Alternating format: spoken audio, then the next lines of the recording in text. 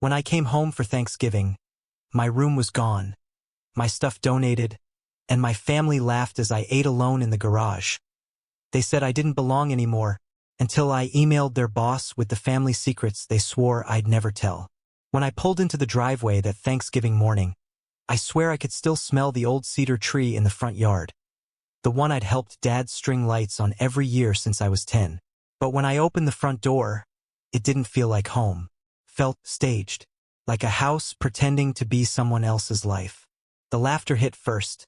My mom, my sister, and my brother in the kitchen, laughing over something on my brother's phone.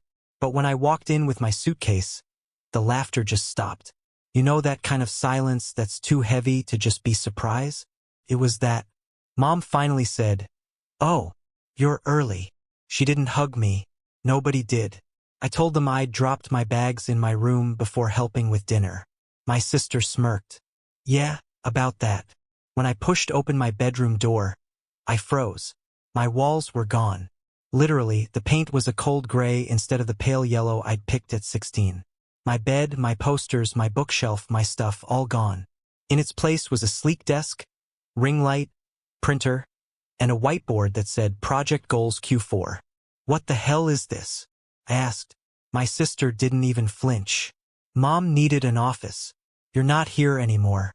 You're off at college, remember?" I looked at my mom, expecting her to correct that. Instead, she sighed. "We had to make use of the space, honey. You left." I opened the closet empty. Not even the boxes I'd left behind. "Where are my things?" My mom shrugged. "We donated most of it. You didn't need them." Then my sister, arms crossed, added with this sharp smile, "It's not like you belong here anymore." Something in me cracked. I asked if at least they kept my photos, my graduation, my dance recitals, my childhood pictures that used to fill the hallway. My brother laughed and said, "Oh, those?" Mom wanted to redecorate. Minimalist. I felt sick. I went outside to breathe, but when I came back in, my brother was holding up his phone, laughing. I heard him say, "Yo, the drama queen returns." Then he posted it on his public story. My breakdown. I ended up eating my Thanksgiving dinner alone, in the garage at the old folding table next to the trash bins. Cold turkey, no one talking to me. That was the moment something inside me died. Not from anger, but from realizing I wasn't part of them anymore. But I didn't leave. Not yet. Because that night, when I couldn't sleep, I found something on my brother's laptop. A folder I wasn't supposed to see. And that's when I decided if they thought I didn't belong here, I'd make sure they regretted ever saying that. So I opened my email, typed the first few lines, and hit send to someone they'd never expect. Growing up, I used to think we were a close family. Not perfect, but close. My mom was a high school counselor, my dad worked maintenance at the county offices, and we were the kind of family that took Christmas photos in matching sweaters. My sister, Rachel, was the golden child, straight A's, cheer captain, already interning at a marketing firm by 17. My brother, Tyler, was the loud, popular one. I was just the quiet kid who loved books and wanted out. I got into a state university 2 hours away on a scholarship. When I left for college, it was supposed to be a big deal. My mom even cried at the dorm drop-off. But things changed fast. At first, I called home every week. Then once a month. Then less. Mom stopped picking up. Rachel would text busy. And Tyler only reached out if he needed me to proofread a paper. Still, I thought they cared. When COVID hit, I came home for the first time in months. And that was when I noticed the cracks. My room had become a guest space. My clothes were boxed up in the garage. Rachel's face was everywhere, graduation photos, job awards, new car. Mine? Not one photo left. I asked Mom about it once, and she said, "Don't be dramatic. You're grown now." But the truth was simpler. They'd moved on without me. Then last year, when Dad passed away suddenly from a heart attack, I came home for the funeral. I thought grief might bring us together again. But at the wake, Rachel actually introduced me to one of her coworkers as our artsy sibling who's still figuring things out, like I was some failed side project. That's when I noticed the way they looked at me. Not like family, but like an outsider. I moved back to campus right after, couldn't handle being in that house. But I told myself Thanksgiving would be different. It was our first one without Dad. Maybe I thought they'd be softer. Maybe they missed me. Turns out I was wrong again. And when I found that folder on Tyler's laptop that night, labeled HR_stuff, I realized this wasn't just about them being cold. It was something bigger. Something that could ruin them all if the wrong person saw it. Inside were screenshots, financial spreadsheets, and emails between my mom, Rachel, and Tyler, all tied to their jobs. I didn't understand everything right away, but I recognized enough to know one thing. It was shady. Real shady. So I dug deeper, and what I found made my stomach twist. Because the people who told me I didn't belong were sitting on a secret that could blow up their entire lives. And I was about to be the one to light the match. I didn't sleep that night. My laptop glowed in the dark like a silent accomplice while I scrolled through those files. Started as curiosity, but the more I read, the more my hands started shaking. The first thing I found was an email chain between my mom and the principal of her school. Apparently, she'd been inflating student counseling hours for district funding metrics. In plain English, she was claiming to have done more work than she actually did, and getting bonuses for it. Then there was Rachel. Her folder had invoices from her marketing firm, identical designs billed under 2 different client names. Same work, 2 paychecks. Fake clients. Fake deliverables. And Tyler's? That one was the most disturbing. He was interning for a construction company, Dad's old employer, and had been paid under the table to move materials that never actually got moved. On paper, it looked like missing inventory. In reality, it looked like theft. All of it tied together by one name, Mom. She was CC'd in every chain. Every document trail somehow circled back to her. I sat there, staring at the screen, trying to process. These weren't little mistakes or moral gray areas. They were crimes. And then I realized something else, the date on the files. Some of the earliest ones were from right around the time I left for college. That stung more than I expected. While I'd been struggling to survive on scholarship money, skipping meals to make rent, they'd been padding their pockets and laughing about it over family dinners. By the time the sun came up, my anger had crystallized into something sharp and cold. When Mom knocked on my door that morning, her new office door, she asked, "You're still mad about the room?" I just stared at her. She sighed. The kind of sigh that says, "I'm done with you. You've always been too sensitive.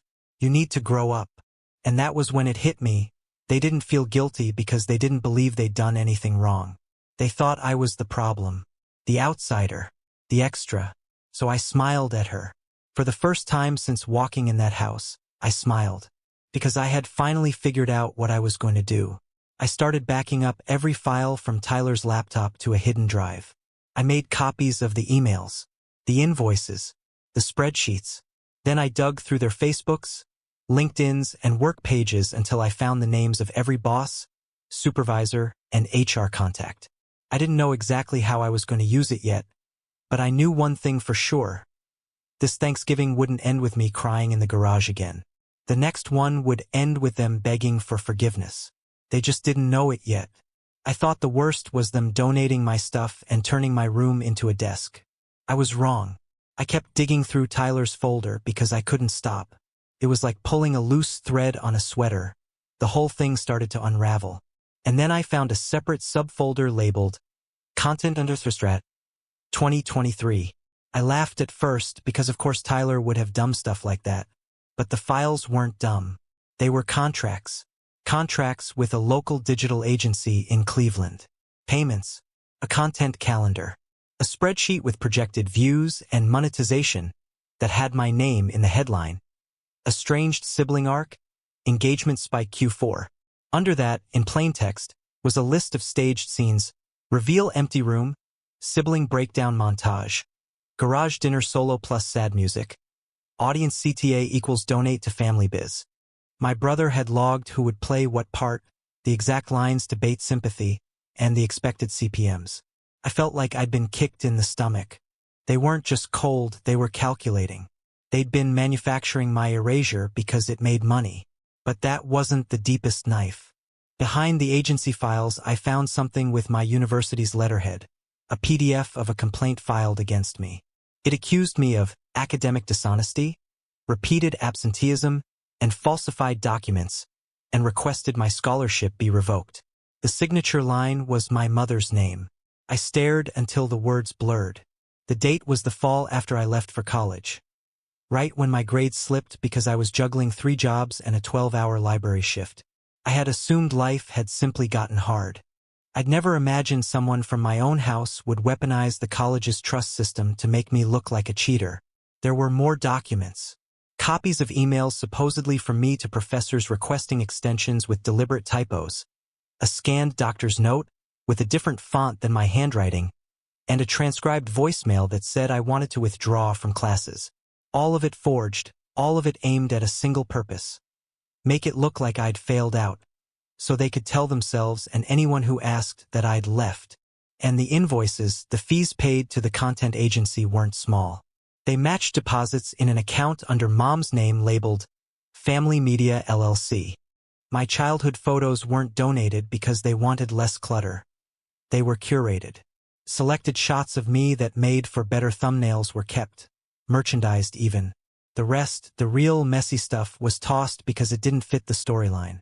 I remembered Dad's old tax returns, the quiet conversations I used to overhear about his overtime and the bills. I remembered how he always said we'd never be rich, but we could be comfortable if we were smart. What I didn't know was that smart had become a family business. Monetize grief, manufacture conflict, and if that meant burning the one person who would never sign on to the scheme, your own child, then so be it. My hands trembled when I clicked one last file. It was an email draft, unsent, titled Next Steps. If S returns for holidays. Mom's bullet points were clinical. Minimize contact. If she protests, record reaction for content. If necessary, leverage university complaint to validate our narrative. Keep Tyler's clip short and viral. Attached was a note to a school HR director offering discretionary consulting in exchange for looking the other way on the paperwork. In plain English, by silence. That was when I realized the garage dinner, the staged cold shoulder, the video my brother posted. None of it was impulsive cruelty. It was choreography. They'd built a brand on the story that I'd abandoned them, and then they'd used forged documents to make that lie permanent. I felt the blood leave my face. I could let them keep profiting off my humiliation. Or I could make the stakes so high they couldn't ignore them. I opened a new email window and stared at the address bar. My fingers hovered over the keys. Then I remembered the name at the top of Tyler's payroll spreadsheet, the person who signed the checks who had never once met me. I typed that name into the search box, and what I found next is the thing I'd been dreading to prove. Something that would change everything if I sent it where it needed to go. When I finally found the name, Mark Reynolds, VP of Operations at the County Maintenance Office, my chest went cold. He was the one who signed off on Tyler's moving invoices. He was the same Mark who'd sent Dad a condolence card when he died. The idea that he might be complicit made my stomach twist with something I couldn't name. I sat in the living room where the TV hummed reruns and my family pretended everything was normal. They were in the kitchen, talking about Black Friday sales like they hadn't just tried to erase me. I opened a new tab and let the evidence I'd salvaged breathe on the screen. The forged university complaint, the content contracts, bank deposits to Family Media LLC, Tyler's inventory logs, emails between Mom and Mark with phrases like discretionary handling and quiet solution. Everything neat, everything traceable. For a long time I'd pictured revenge like some big cinematic act, dramatic, loud, irreversible. What I needed now was practical, surgical, irrefutable. Step 1. Preserve.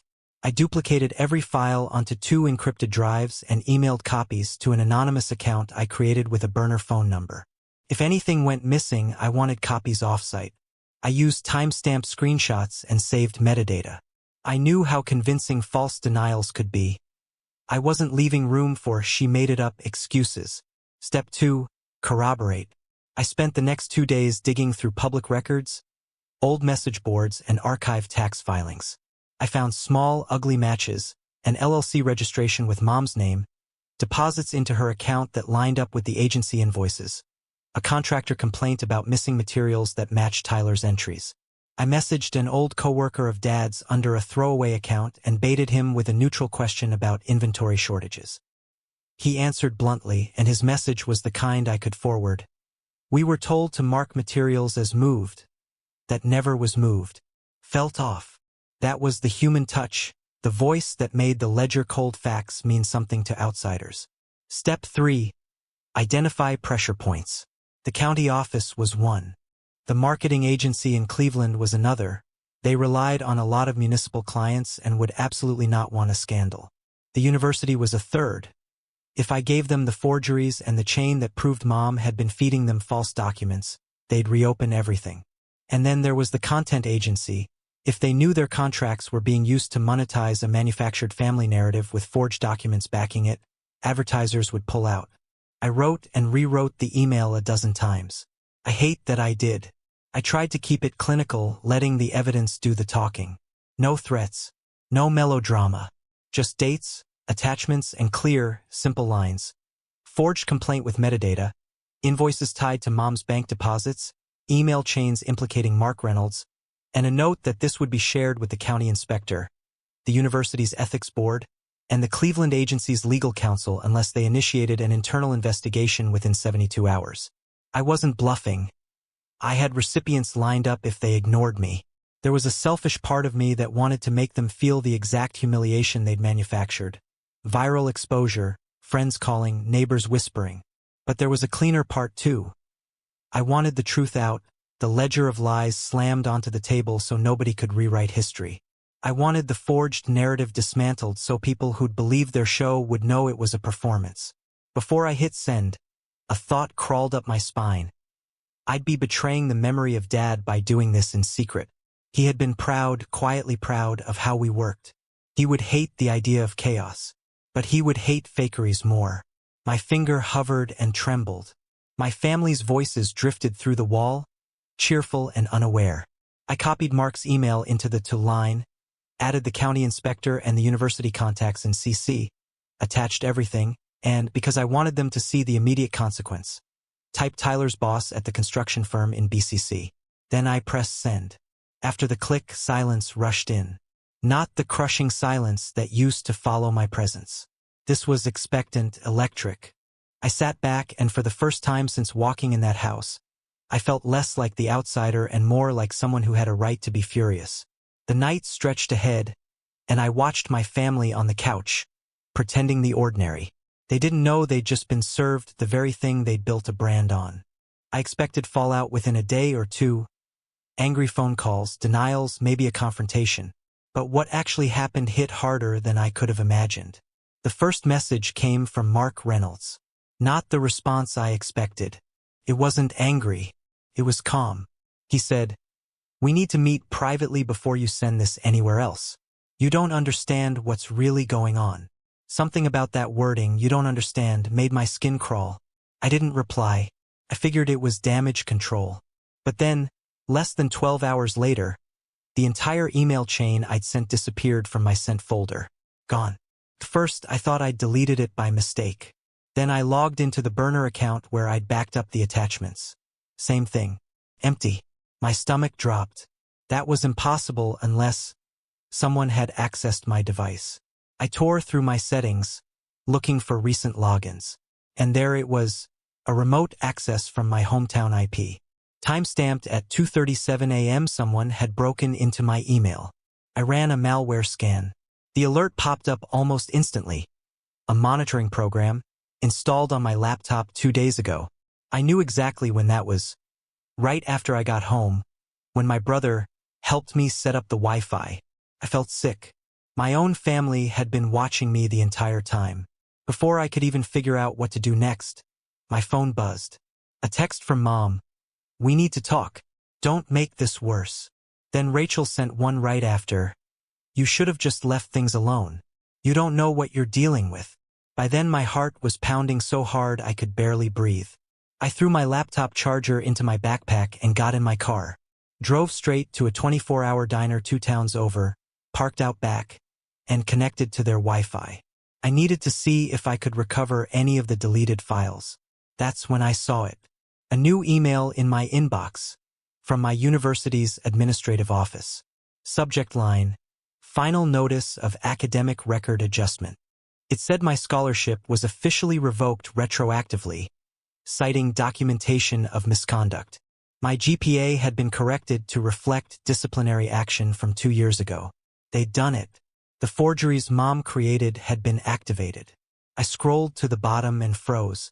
Attached to the email was a scanned student signature, confirming the misconduct. The handwriting looked almost like mine, but not quite. They were burning me down to erase the evidence. My family hadn't panicked because this wasn't the first time they'd been caught. It was the system that was protecting them. Mark, the bosses, the network of people they'd been quietly keeping quiet for years. That's when I realized something deeper, something I hadn't dared to consider before. Dad's death might not have been just a heart attack, because in one of the financial spreadsheets I'd seen, one I hadn't paid much attention to at first, there was a transfer from Reynolds Contracting to Family Media LLC. The date? 3 days before Dad died. 3 days. And in the memo section of the transfer, one word: settlement. My father was the only honest person among them, the one who always refused to take shortcuts, who worked double shifts instead of skimming off the top. And suddenly I understood why the family had scrubbed me out, why they needed me gone, because I was his, because I was like him. If I'd uncovered all of this, maybe he had too. The realization hit like ice in my veins. This wasn't just about betrayal. It was about a pattern, one that had already destroyed someone I loved. And if I was right, I might be next. I barely slept that night. I just sat in my car behind that diner, staring at the road, replaying the word settlement in my head. It didn't make sense, unless my dad had found something he wasn't supposed to. I needed proof, real proof. So I went back into the folder copies I'd stashed on the second drive, the one I thought no one knew about. It was hidden deep in my Google Drive under the name English 203 Final Draft. I scrolled through until I found it, a PDF with the title Maintenance Discrepancies, 2021 Q4. It had been created by my father. The file was a simple report, missing materials, falsified labor hours, fake vendor names. He'd flagged them all, including Tyler's internship, logs, and Rachel's marketing accounts. He'd even written an email draft at the end. I can't keep signing off on this, Mark. This isn't a mistake anymore. This is theft. The timestamp was 2 days before his death. And the final line, one that made my whole body shake, said, "If this continues, I'm reporting it to the county." I scrolled further and found a note, a personal one, probably written late at night after Mom had gone to bed. His words were careful but tired. "I love my family, but I'm worried Linda's in too deep. The kids are involved now, whether they know it or not. I'll tell her tomorrow. Maybe she can fix it before it gets worse." Linda, my mother. I put my head in my hands and just sat there for a long time, breathing through the nausea. The next morning, I drove to the county building, parked out front like I had every summer I'd visited Dad for lunch. His old co-workers still remembered me. One of them, Frank, looked at me and his whole face changed when I mentioned Dad's name. He said quietly, "He was a good man. Didn't deserve what happened." "What do you mean?" I asked.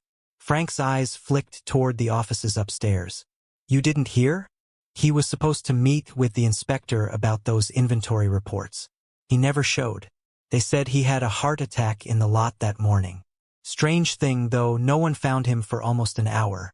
Car was locked. Engine off. Window cracked just a bit.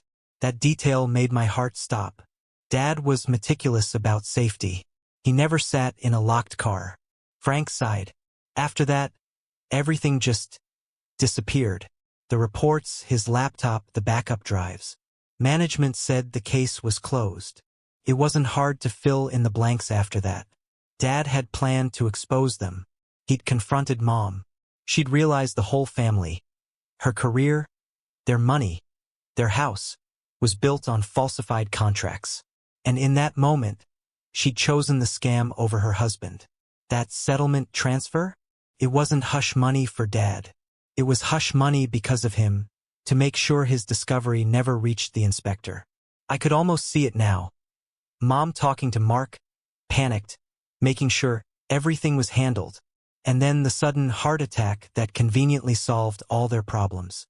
That's why they'd erased me. Not because I left, but because I looked too much like him. Because they saw the same defiance in me that he had, the same unwillingness to play along. I felt my blood go cold. All those years, they'd called it a tragedy. A random, awful thing. They'd stood next to me at his funeral, crying crocodile tears, while the real reason he was gone was standing right beside me in a black dress, holding my hand. I realized then that revenge wasn't optional. It was duty. If my father had died trying to bring the truth to light, I would finish what he started, no matter what it cost. I didn't go back home after that. I drove straight from the county building to a motel on the edge of town and stayed there for 3 days. Long enough to make sure every piece of evidence I had, Dad's report, the fake invoices, the forged complaint, the content contracts, was duplicated in at least 4 different places. One encrypted drive mailed to a friend out of state, one uploaded to a secure whistleblower platform, one sent to an investigative journalist, and one delivered, printed and bound, directly to the county inspector's office. Then I waited.